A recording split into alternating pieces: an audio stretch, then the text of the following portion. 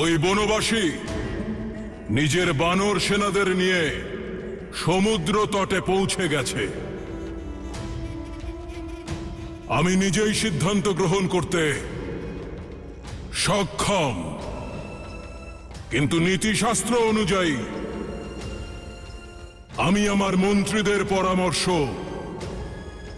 শুনে নিতে চাই। মহারাজ, নীতি অনুযায়ী যার কাছে ক্ষমতা আছে সে যা করে সেটাই ঠিক। আপনি সর্বশক্তিমান মহারাজ, তাহলে কিসের চিন্তা? আপনার সব শক্তিশালী রাক্ষস আপনার পুত্র অতিকায়। রাক্ষস অকম্পনা, ধূম্র রাক্ষস আর বজ্রধমস্থ এখানেই আছে। সংসারের সমস্ত মহান রাক্ষসদের সঙ্গে করে এনেছি পিতা। তাহলে রাম সমুদ্র লঙ্ঘন কিভাবে করবে? জলের দেবতা স্বয়ং বরুণ আপনার দাস, আপনার বিরোধিতা করার সাহস করবে না। আপনি কেবল অনুমতি দিন পিতা। আপনার এই পুত্র ইন্দ্রকেও পরাস্ত করতে সময় নেয়নি। আমার সামনে সেই তুচ্ছ বনবাসী এক মুহূর্ত টিকতে পারবে না। যুবরাজের মুখে এরকম অর্থহীন কথা মানায় না ইন্দ্রজিৎ। আর ওই তুচ্ছ বনবাসীদের শৌর্য আমরা সবাই দেখেছি।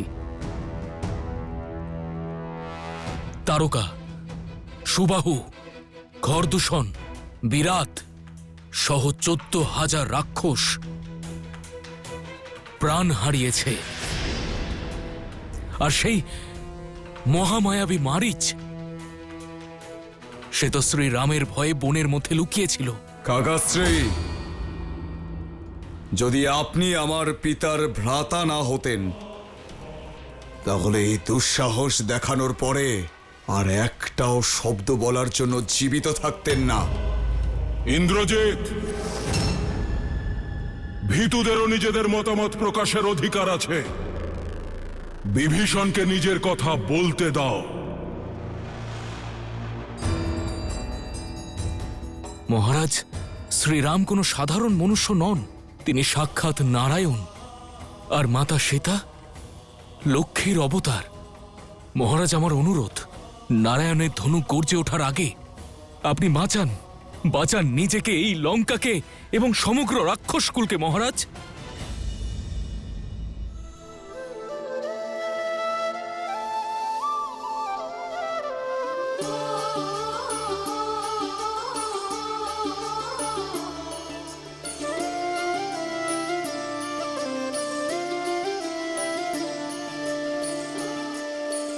जन्म जन्म का है ये संगम, राम रतन सीता वैभव धन।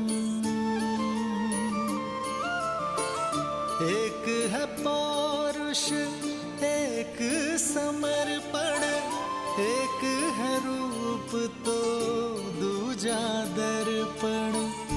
राम है लोचन, सीता दृष्टि, राम है बादल, सीता वृष्टि। আমি সর্বদা আপনার অর্ধাঙ্গিনী হয়ে আপনার শক্তি আর সম্মানের স্তম্ভ হয়ে থাকব। প্রতিশ্রুতি দিচ্ছি, আমি আপনার হাত কখনো ছাড়ব না। राम सिया राम सिया राम सिया राम, राम सिया राम सिया राम। सीता को रखते हृदय रघुराई, पूर्ण राम को करने आई।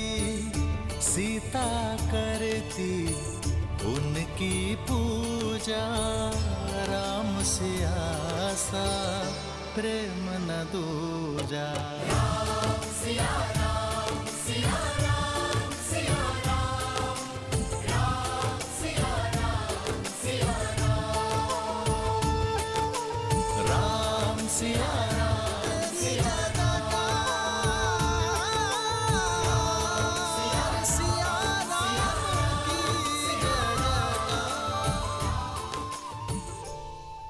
আপনার কাছে হাত জোড় করছি, কেবলমাত্র একবার নিজের ভ্রাতার অনুরোধটা রাখুন।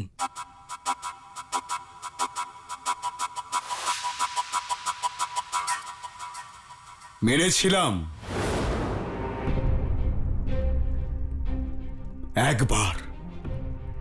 একবার আপনার পরামর্শ শুনেছিলাম আমরা। রামের ওই দূতকে জীবিত ছেড়েছিলাম আমরা, আর তারপর সবাই জানে সে কি করেছে। এবার সেই দূতের কর্মের ফল ওই রাম নিজেই ভোগ করবে। কেবল আমার পিতার এক অনুমতির অপেক্ষা মাত্র। তারপর ওই রাম এবং লক্ষ্মণের মাথা কেটে ওনার চরণে নিবেদন করব।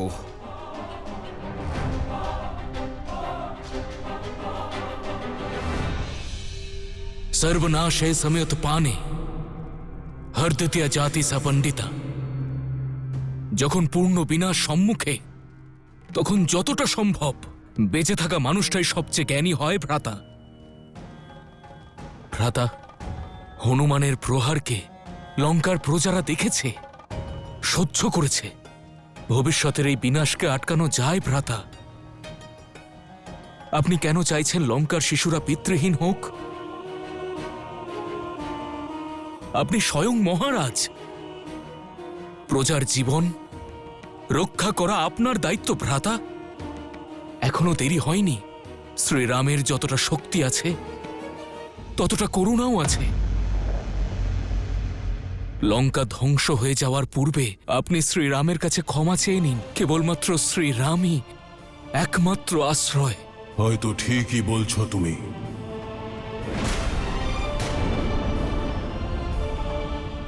রাম ছাড়া আর কোনো আশ্রয় নেই তোমার।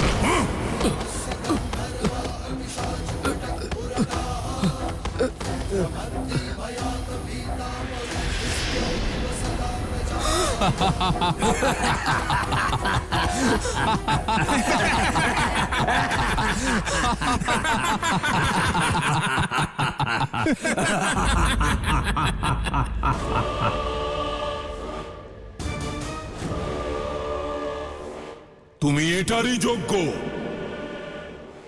যাও ওই বনবাসীর চরণের ধুলিকে নিজের মাথায় তুলে নাও। ওই রাম কয়েকজন রাক্ষস বধ করতেই এত গুণগান, আর তোমার ভ্রাতা যে এই এত বছর ধরে এত বীরেদের সংহার করেছে, তার কোনো মূল্য নেই।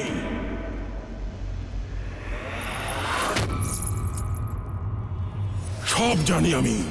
তুমি সেই ব্যক্তি যে হনুমানকে সীতার খোঁজ দিয়েছিল, আর সীতা হনুমানকে আমার শক্তির কথা জানিয়েছে। লঙ্কার শত্রু তুমি।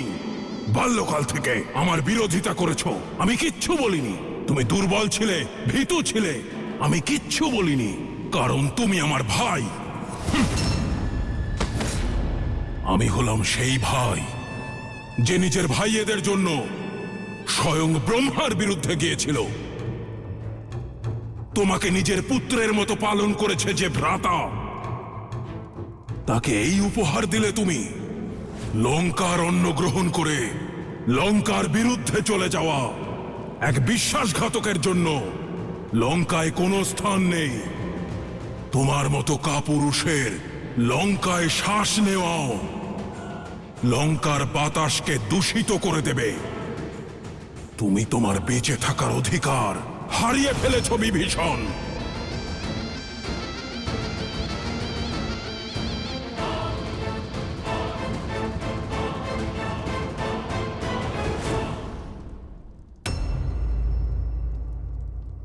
যদি আমি মাতাকে এই প্রতিশ্রুতি না দিতাম যে চিরকাল তোমার প্রাণ রক্ষা করব, তাহলে এখানে এই মুহূর্তেই তোমার প্রাণ কেড়ে নিতাম বিভীষণ।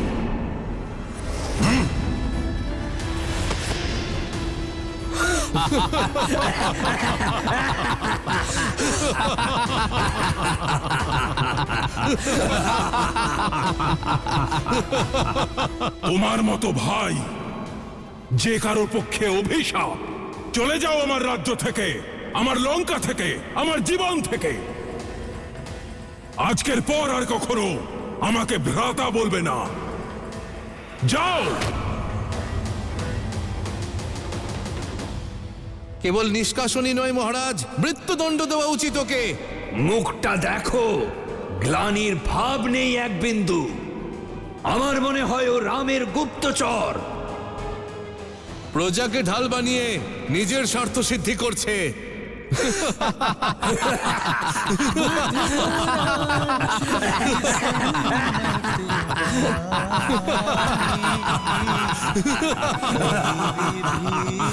नीति बखानी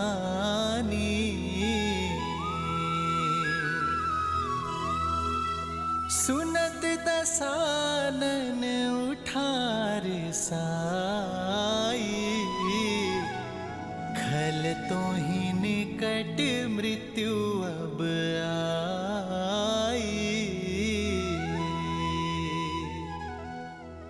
দাদা,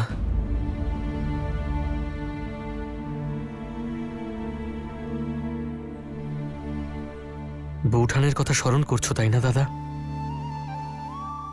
দাদা, এখন এত কষ্ট আর কেন সহ্য করবে? প্রথমে আমাদের কাছে কারণ ছিল, আমরা জানতাম না বৌঠান কোথায় ছিলেন, কিন্তু এখন তো আমরা জানি যে বৌঠান কোথায় আছেন। তাহলে কেন সময় নষ্ট করছি দাদা? আমরা মহাবলী হনুমানের পিঠে বসে কেন লঙ্কায় যেতে পারি না? ওই দুষ্ট পাপী রাবণের বিনাশ করে যত শীঘ্র সম্ভব বৌঠানকে কেন মুক্ত করতে পারবো না দাদা? আমার কথা শোনো দাদা, ওই লঙ্কার বিনাশের জন্য আমরা দুজন ভাই যথেষ্ট দাদা। তুমি চলো দাদা। লক্ষণ, সীতার বিরহে কাটানো প্রতিটা মুহূর্ত শুলের মতো বিদ্ধ হয় আমার মনে। আমিও চাই সীতা এই মুহূর্তে আমার সম্মুখে এসে দাঁড়াক।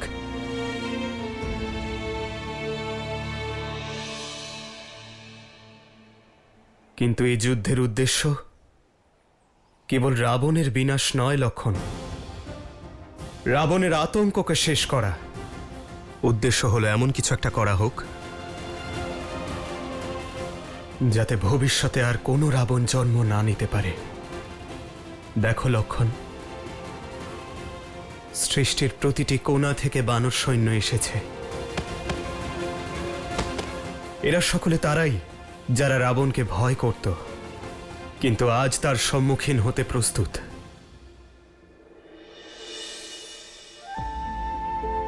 লক্ষণ, ঐক্যবদ্ধ হয়ে অধর্মের বিরুদ্ধে অনেক বড় লড়াই লড়া যেতে পারে। আমি চাই না যুদ্ধের পর এরা আমাকে ভগবান মনে করুক, বরং আমি চাই ওরা যেন প্রেরণা পায় যে প্রত্যেক বানর, প্রতিটি মানুষ অসম্ভবকে সম্ভব করতে পারে নিজেদের দৃঢ়তার দ্বারা, নিজের পরিশ্রমের দ্বারা, ঐক্যবদ্ধ হয়ে। এই যুদ্ধ এখন আর কেবল ব্যক্তিগত নয়,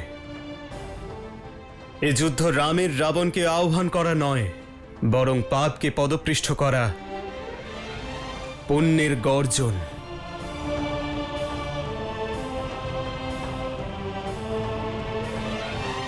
লক্ষণ, তোমার যদি এখনো মনে হয় আমি অনুচিত, তবে বলো, আমরা এক্ষুনি লঙ্কার দিকে অগ্রসর হব।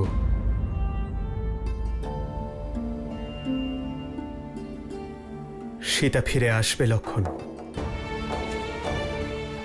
বিশ্বাস এবং প্রেরণার সাধন হয়ে।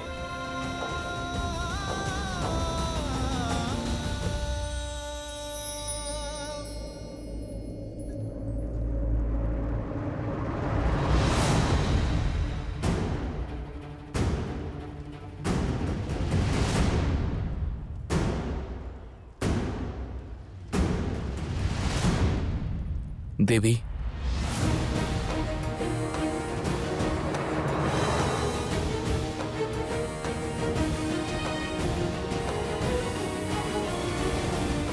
আমার বানর বীরেরা চিন্তিত কেন? এটা চিন্তারই বিষয়।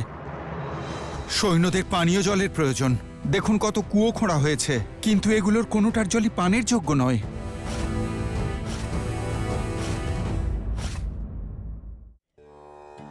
আপনাকে ধন্যবাদ জানাতে এসেছি, আমাকে পথ দেখানোর জন্য। আপনার জন্যেই লঙ্কা থেকে কেউ শুভ পথের দিকে এগিয়ে চলেছে। ভ্রাতার হাত ধরে তাকে ভগবানের নিকটে নিয়ে যেতে চেয়েছিলাম, কিন্তু উনি নিজেই ভগবানের থেকে দূরে চলে গেছেন। আপনার কথা শুনে ভাইয়ের হাত ছেড়ে ভগবানের পথে চলেছি। আমার প্রভু শ্রীরামের কাছে। জানি না উনি আমার ভক্তি গ্রহণ করবেন কিনা।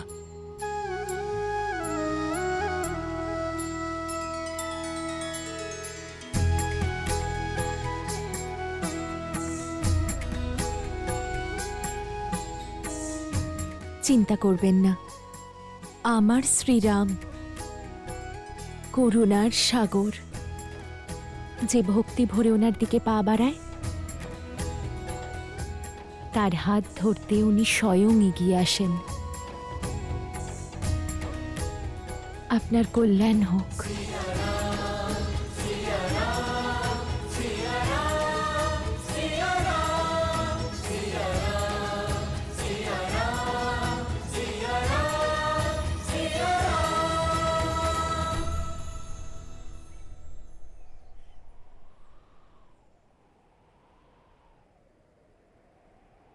আমাদের আপনার আর শ্রীরামের প্রতি পূর্ণ বিশ্বাস আছে। আমরা লঙ্কার প্রজাদের জন্য আপনার সাথে যাব। যেভাবে এখানে আপনার সহযোগী হিসেবে ছিলাম, ওখানেও আপনার সহযোগী হিসেবেই থাকব। ধন্যবাদ। আসুন, যে স্থানে আপনাদের সম্মান নেই সেই স্থান ত্যাগ করাই উচিত সিদ্ধান্ত। আসুন।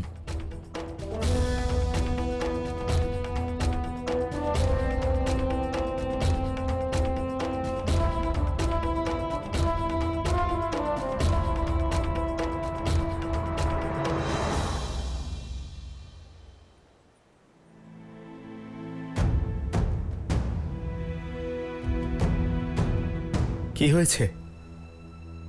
আমার বানর বীরেরা চিন্তিত কেন? প্রভু, এ সত্যিই চিন্তার বিষয়। সৈন্যদের পানীয় জলের প্রয়োজন। দেখুন কত কুয়ো খোঁড়া হয়েছে, কিন্তু এগুলির কোনোটার জলই পানের যোগ্য নয়। প্রভু, আপনিই বলেছিলেন যে চেষ্টা করলে স্বয়ং প্রকৃতিও সহায়তা করে, কিন্তু আমরা কত কুয়ো খোঁড়ার চেষ্টা করলাম। আপনি একবার দেখুন প্রভু।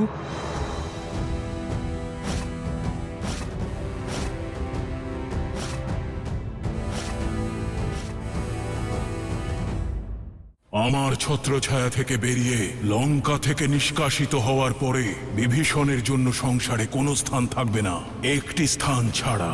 আমি জানতে চাই যে আমার বিশ্বাসঘাতক ভাই কত নিচে নামতে পারে। প্রকৃতির সহায়তা অবশ্যই করে হনুমান, কিন্তু তখন যখন প্রচেষ্টা করার স্থান নির্ধারিত হয়। এত কুয়ো খোঁড়ার পরিবর্তে যদি একটি কুয়ো খুঁড়তে আর গভীর খুঁড়তে, মিষ্টি জল অবশ্যই পেতে।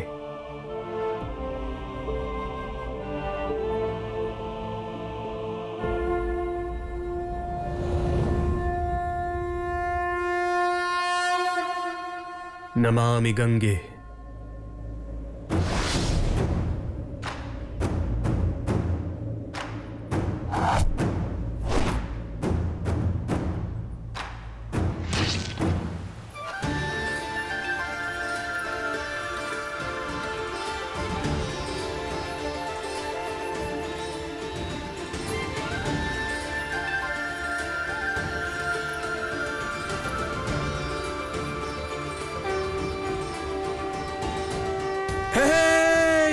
জল মিষ্টি, মিষ্টি জল। যেখানে প্রভু শ্রীরাম রয়েছেন সেখানে সব কার্য সফল হবে।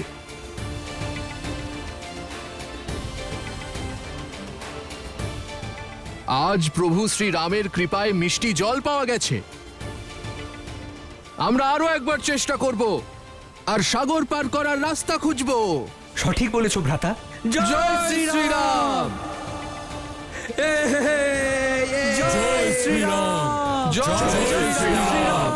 জয় শ্রীরাম! জয় শ্রীরাম!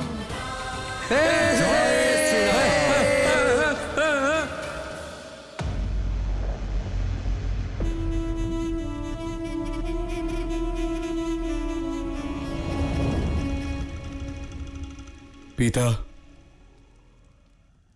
আমার কিছু কথা বলার আছে। লঙ্কার যুবরাজ ইন্দ্রজিৎ এত চিন্তিত কেন? কারণ এই চিন্তার কারণটা আপনি পিতা। যখন আপনার ভগ্নিপতি আপনার বিরুদ্ধে দাঁড়িয়েছিল, আপনি তাকে ক্ষমা করেননি। পিসি শূর্পণখাকে আপনি বিধবা করেছিলেন। পাতাল লোকে পর্যন্ত গিয়ে বিদ্যুৎ জিহ্বাকে খুঁজে মেরেছেন আপনি। তাহলে আজ এক বিদ্রোহীকে লঙ্কা থেকে জীবিত কেন পাঠালেন? কেন আপনি শাস্তি দিলেন না বিশ্বাসঘাতক কাকা বিভীষণকে? শুধু কি এই কারণে? কারণ সে আপনার ভ্রাতা? প্রশ্ন সঙ্গত তোমার। যে নিজের বিদ্রোহী ভগ্নিপতির প্রাণ কেড়ে নিয়েছে, সে নিজের ভাই বিভীষণকে ছেড়ে দিল কেন? কারণ আমি এটাই চেয়েছিলাম। কিন্তু কেন পিতা? এখনই জানতে পারবে। শার্দুল, আজ্ঞা দিন মহারাজ। আমার ছত্রছায়া থেকে বেরিয়ে লঙ্কা থেকে নিষ্কাশিত হওয়ার পরে বিভীষণের জন্য সংসারে কোনো স্থান নেই, একটি স্থান ছাড়া। আমি জানতে চাই যে আমার বিশ্বাসঘাতক ভাই কত নিচে নামতে পারে। যথা আজ্ঞা মহারাজ।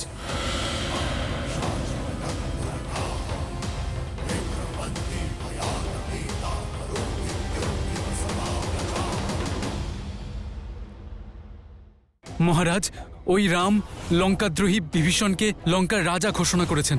রামের সৈন্যে অঙ্গদ, কেশরী, জাম্বুবান আর লক্ষণের মতো মহাশক্তিশালী যোদ্ধারা রয়েছেন। এই বীরেরাও হনুমানের থেকে কম শক্তিশালী নন। এরা সামান্য কোনো যোদ্ধা নয় পিতা। এত বীর যোদ্ধারা সবে একত্রিত হয়েছেন। ওই রামের মনস্কামনা নিশ্চয়ই অনেক বড় কিছু।